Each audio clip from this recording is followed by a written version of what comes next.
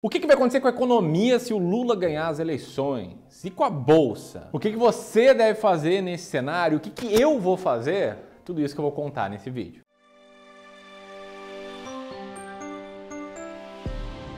Bom, na semana passada a gente conheceu o resultado das eleições no primeiro turno. Na corrida pela presidência da República, a gente viu o Lula na frente do Bolsonaro com quase 5 pontos percentuais a mais e o resto dos candidatos com poucos votos. Tem uma eleição bem polarizada. E em resposta aos resultados, a Bolsa de Valores subiu bastante. Ela acumulou uma alta de 5,76% na semana. Possivelmente em reação aos resultados da Câmara e do Senado, em que tivemos um peso maior de políticos de centro e supostamente direito. Supostamente, porque sabe como é que é político no Brasil, né? Aqui nesse infográfico da BBC dá pra ver bem, né, a bancada dos partidos na Câmara dos Deputados atualmente. E aí pelas corzinhas dá pra ver que a maioria dos partidos não são de corzinha vermelha ou rosa, né? Tudo mais azul e verde, que seria tipo a direita e o centrão. Isso fez com que o mercado se animasse um pouco, mas o fato é em que, se tratando de eleições presidenciais, em se tratando de segundo turno, a gente tem atualmente, no dia que eu gravo esse vídeo, uma maior possibilidade do Lula ser eleito. Pelo menos é o que as pesquisas estão indicando nesses primeiros dias aí de corrida rumo ao segundo turno. É claro, né? As pesquisas não vêm com tanta credibilidade assim, porque elas erraram muito feio o resultado do primeiro turno, embora tenham acertado ali quem estava na frente, estava em segundo lugar, e aí por diante. Inclusive, você pode ver aí que existe uma campanha muito dura contra empresas do setor e, inclusive, até projeto de lei para criminalizar erros em pesquisas eleitorais. E aí eu te pergunto, o que você acha disso? Comenta aqui a tua opinião sobre pesquisas políticas. Bom, independentemente da tua opinião sobre o tema, eu quero que você deixe o like no vídeo, né? Se tá gostando até aqui, deixa o like. Mas o ponto é que muitos investidores estão com medo, né, do que vai acontecer caso o Lula seja eleito, caso dessa vez as pesquisas não errem por uma margem tão grande. Recentemente eu recebi mensagens como essa, do Emerson Fonseca, que fala que o Lula vai ganhar, implantar o socialismo e não vai ter nem dividendo, nem ações, nem comida, nem nada. Outra mensagem aqui do Wendel falando que se o Lula ganhar, os acionistas estarão perdidos. E o Anderson, se referindo à Petrobras, diz que a cotação da Petrobras vai cair para R$ 5,00 por ação se o Lula ganhar. Lembrando que quando eu gravo esse vídeo, a cotação da Petrobras é na faixa de R$ 33,18. Bom, por conta desse tipo de comentário, e assim, foram centenas de comentários desses, eu trouxe alguns aqui só para ilustrar, eu vou tentar daqui para frente trazer fatos e tentar ler eles de forma imparcial para que eu consiga talvez te acalmar um pouco, talvez te ajudar a entender o que aconteceu em momentos assim no passado. Afinal, quem não conhece a história está fadado a repeti-la. Então daqui pra frente eu vou te mostrar o que pode acontecer com a economia, o que pode acontecer com a Bolsa de Valores, se eu acho que faz sentido ou não vender ações agora, o que eu vou fazer, é claro, o que você deve fazer, na minha humilde opinião. Mas antes disso eu te pergunto, o que você está fazendo? Você acha que a Bolsa vai despencar se o Lula ganhar? Você já vendeu suas ações? Está pensando em vender? Deixa aqui o comentário. Se você está gostando desse vídeo também, já deixa a tua inscrição aqui no canal para virar clubista, né? Deixa a tua inscrição e aperta no sininho aí para receber mais vídeos do clube. Bom, então eu quero começar aqui os meus comentários, a minha análise, olhando para a evolução do PIB do Brasil nos últimos 25 anos, né? PIB, para quem não sabe, é Produto Interno Bruto, basicamente mede a riqueza aí gerada pelo país ao longo de um ano. Aqui, olhando para o PIB, eu quero responder a seguinte dúvida. A gente chegou perto de virar uma Venezuela em outros períodos em que o PT governou? O PIB ele foi impulsionado ou não por medidas de governos petistas? E mais do que isso, o quanto o Brasil depende do mundo para crescer e o quanto ele não depende? E também vou responder a dúvida, né? E no governo do Bolsonaro, como é que foi o PIB? Então te liga só, tá? Esse slide ele mostra a variação do crescimento do PIB do Brasil, dos Estados Unidos em laranja, da China em vermelho e da União Europeia em azul escuro. E aqui você pode ver momentos em que o PIB do Brasil caiu. Eu tô marcando esses momentos aí no slide e eu quero trabalhar o que foi cada um desses períodos, né? O que estava acontecendo com o Brasil e com o mundo em cada um desses momentos. A primeira queda ali foi no final dos anos 90, entre 98 e 99, em que a taxa de crescimento do PIB brasileiro foi próxima a zero, num período em que a União Europeia e os Estados Unidos não viram uma mudança na sua taxa de crescimento, mas a gente viu sim também na China. Por quê? O que estava rolando? Estava rolando uma crise na Ásia e também aqui no Brasil, com a reeleição do FHC, ele soltou o câmbio, a gente saiu do câmbio fixo para o câmbio flutuante, que em algum momento era algo que deveria ser feito, e aí a gente acabou sofrendo um pouco no curto prazo. No segundo grande momento, você pode ver que todos os dados do gráfico apontaram para baixo. Por quê? Porque a gente estava falando aqui de uma crise a nível nacional, a crise do subprime em 2008, aqui eu viajei. Na terceira resbalada do PIB brasileiro, a gente vê que apenas o brasileiro caiu, né? Caiu um pouco também o dos Estados Unidos, mas muito pouco, essa taxa de crescimento, né, diminuiu bem pouquinho, mas a do Brasil foi negativo. 2 anos seguidos com queda ali próxima de 3% do PIB, foi a recessão exclusiva aqui do Brasil. E na última grande queda do PIB no governo Bolsonaro, você pode ver que todos os dados do gráfico apontaram para baixo, porque a gente está falando da crise do Covid-19. E o que a gente pode interpretar aqui? Tá? Desses 4 momentos de queda do PIB brasileiro, apenas um deles foi causado por, vamos dizer assim, cagadas do governo federal. Para contextualizar aqui, a gente viu no governo Dilma, no primeiro mandato e um pouquinho no segundo também, uma tese de crescimento que era a tese da nova matriz econômica, em que o Estado iria ser o indutor de crescimento, aí a taxa de juros foi baixada na marra até os 7,5%, foram criadas as campeãs nacionais e, enfim, uma série de estímulos na economia que, como toda intervenção na economia, dá certo por um tempo muito pouco, muito pequeno, muito limitado. Quando saem os estímulos, a conta chega, e nesse caso, a conta chegou muito forte para o Brasil. Os outros 3 momentos de desaceleração do PIB ou de decréscimo, queda do PIB, queda da taxa de crescimento, ou queda mesmo, foram fatores externos. E mais do que isso, respondendo à dúvida, o quanto o Brasil depende do mundo, a gente vê ali uma correlação muito grande do PIB do Brasil com o mundo,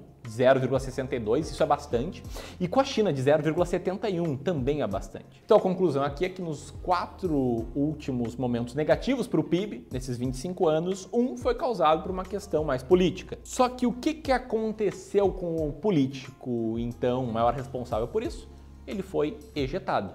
A gente está falando aqui da Dilma, que sofreu impeachment ali no seu segundo mandato. Mas beleza, estamos só começando, tá? Isso aqui foi o PIB. E a Bolsa? Bom, todo mundo fala que em ano eleitoral é um ano de maior risco. Então aqui eu quero olhar para como é que foi o risco da Bolsa, esse risco aumentou em períodos eleitorais e entender a própria performance da Bolsa nos últimos 25 anos. Então, primeira pergunta, tá? Aumentou o risco? Nesse gráfico você pode ver os picos de risco da Bolsa nos últimos 25 anos, né? Risco aqui é medido como volatilidade, e volatilidade é o zigue-zague do mercado, tá? Quanto mais rápido cai a Bolsa, mais rápido sobe, mais volátil ela é. E você pode ver agora quais eram os anos de eleição, pintados aí de amarelo.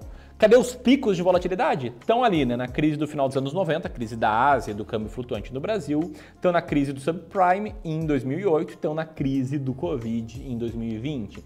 Ou seja, os 3 momentos de maior risco na Bolsa não tiveram relação necessariamente com eleições. E antes que você me pergunte, Ramiro, e o resultado da Bolsa de acordo com cada presidente? Me diz aí. Bom, esse gráfico aqui em que o ponto 100 é dezembro de 2013, é ali onde todas as linhas se cruzam, mostra o desempenho do Ibovespa, do S&P 500, que é a Bolsa de Valor norte-americana, a linha verde, e da nossa estratégia das ações mais baratas da Bolsa, que é a linha roxa. Agora você pode ver como fica esse desempenho por presidente em ação. Aqui o primeiro ponto a destacar é que nesses 25 anos a Bolsa e a estratégia das ações mais baratas da Bolsa tiveram um desempenho muito positivo, quando você para de olhar a árvore e passa a olhar a floresta inteira. Mas eu quero te mostrar aqui as maiores quedas nesse período, que foram essas que estão sendo aí circuladas no gráfico.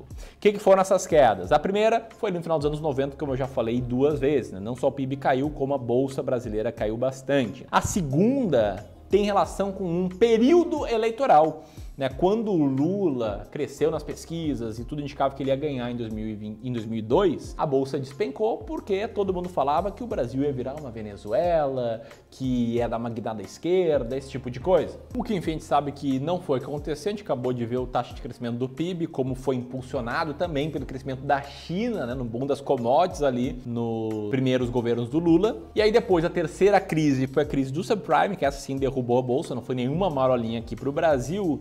E aí a gente viveu uma crise interna que a bolsa sofreu, em especial ali no segundo mandato da Dilma, que foi a recessão brasileira, e no final a última grande queda foi a queda do Covid-19. Se a gente olha tudo isso num gráfico com escala logarítmica, a mensagem que fica é que, apesar dos pesares, a bolsa subiu bastante, em especial uma estratégia de seleção de ações baratas. E assim, isso faz sentido, tá? Se a gente for dar uma olhada nos Estados Unidos, a gente tem esse gráfico aqui que eu peguei da Forbes, que mostra o desempenho do S&P 500 por presidente, pintado em vermelho, presidente republicano, e azul, presidente democrata, né? Lá as cores são invertidas. Mas o fato é, as maiores quedas ali da Bolsa de Valores, que eu tô circulando no gráfico nesse exato momento, você tá vendo, elas foram causadas por grandes eventos negativos, como a Grande Depressão de 1929, que não teve nada a ver com o governo da época, como o primeiro choque do petróleo em 1973, que também não teve a ver com o governo na época, com a bolha das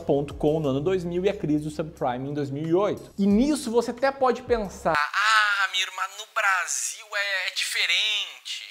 Agora, se o Lula ganhar, ele vai se vingar. Ele acha que foi preso de forma injusta, ele não se diz ex-condenado, então me diz aí. Bom, se a gente olhar a Bolsa de Valores em dólares e olhar desde os anos 60, você pode ver que a linha ela foi para cima, apesar de várias quedas no caminho, tá? Passando aqui desde a época da ditadura militar até o momento atual. E aqui no site Clube dos Poupadores tem ainda um outro gráfico que mostra ainda destacando bem, né, cada um dos presidentes e como é que foi a bolsa em cada um deles. Mas, Ramiro, e a sua estratégia de ações baratas, ela não acaba se dando mal nesse período? Bom, a estratégia de ações mais baratas da bolsa, ela foi muito bem nos últimos 25 anos, com um retorno muito acima da média do mercado. Ela também foi muito bem nos últimos 6 anos, tá? E segundo gráfico, é um gráfico real de um cliente nosso aqui do Clube do Valor. Você pode ver que a carteira dele subiu bem mais que o Ibovespa. E na média, essa estratégia ainda foi melhor nos períodos pós-eleições, como você pode ver agora. Aqui você consegue ver retorno de 12 meses antes e depois das eleições em si. E pode ver que a linha roxa, a linha das ações mais baratas da bolsa, roxa escuro,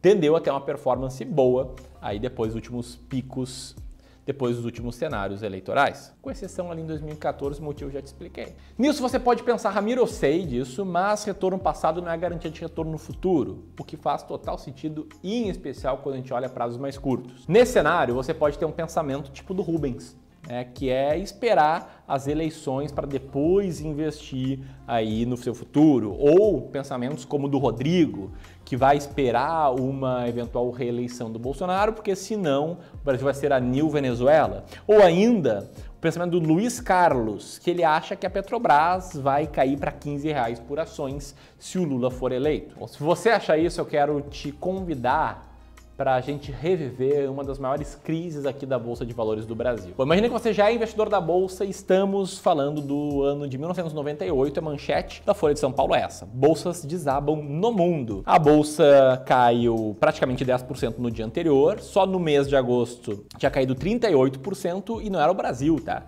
Na Europa, América do Norte e Ásia, as bolsas estavam despencando. Mais do que isso, a taxa Selic, hoje a 13,75% ao ano, na época ela subiu, sabe para quanto? Ela subiu para 49,75% ao ano. E ela subiu num dia em que 9 horas antes do anúncio, o então presidente disse que a taxa não iria aumentar. Imagina, 9 horas depois o cara foi lá e plau, aumentou. O cara, no caso, né, o presidente do Banco Central. De qualquer forma, esse episódio significou uma perda de 21 bilhões em reservas, o que foi equivalente à privatização do sistema Telebrás. Foi uma enorme privatização da época. Enfim, resumo da ópera, tá? A bolsa chegou a cair 65%, porque com certeza tinham muitas pessoas que pensaram, olha, eu vou esperar. Bom, quem não pensou isso? Quem se manteve comprado ou quem foi comprando durante a queda, né? Porque a bolsa foi ficando barata. O que aconteceu com essa galera? Olha, em menos de 1 ano e meio, a bolsa voltou a um novo recorde e de lá para cá, né, esse gráfico que é do Clube do Valor, é a Bolsa de Valores já descontada a inflação, a gente vê que essa grande crise foi esse ponto destacado em vermelho no gráfico. E que de lá para cá, quem comprou no auge da crise, no auge do pré-crise, enfim, antes, depois, etc., ganhou muito dinheiro desse período até hoje. Qual a conclusão aqui, tá? Se você tem dinheiro para o longo prazo, para a construção da sua liberdade financeira e entende que faz sentido ter uma parte dele ou todo ele na bolsa de valores, ficar fora dela acaba sendo muito perigoso. Se deixar levar por manchetes e pela histeria da mídia, pode ser muito perigoso. E mais, se você, de novo, né, tem planos de longo prazo, acho que faz sentido estar na bolsa para o longo prazo, pode custar muito caro ficar de fora da bolsa. Te liga só nessa. Quem investiu no Ibovespa nos últimos 25 anos e não vendeu, só manteve comprado, ganhou 2.634%. Agora, quem perdeu os 10 melhores dias, porque achou que ia cair mais, quis esperar e tal, e perdeu os 10 melhores dias, esse cara vê o seu retorno desaparecer praticamente, né? Ele sai de 2.600% para 602%.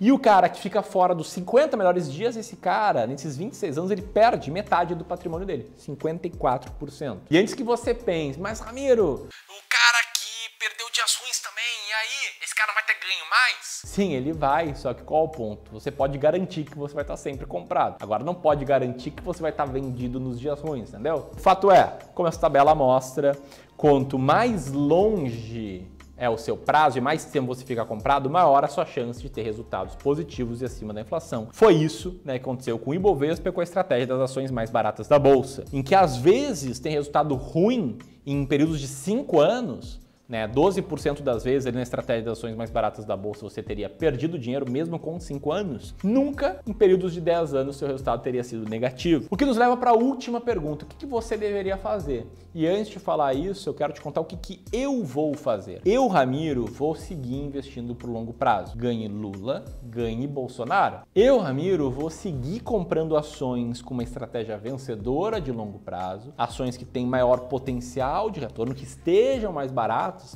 para que eu, Ramiro, consiga conquistar um grande patrimônio e viver de renda lá na frente. E o que você deve fazer, na minha humilde opinião, é o mesmo que eu. Se você quer viver de renda lá na frente, você tem que investir em ações por longo prazo, em ações baratas. E se você quer investir em ações baratas e quer saber quais ações comprar, com uma estratégia que é a prova de eleições, tem até uma boa notícia para ti, tá?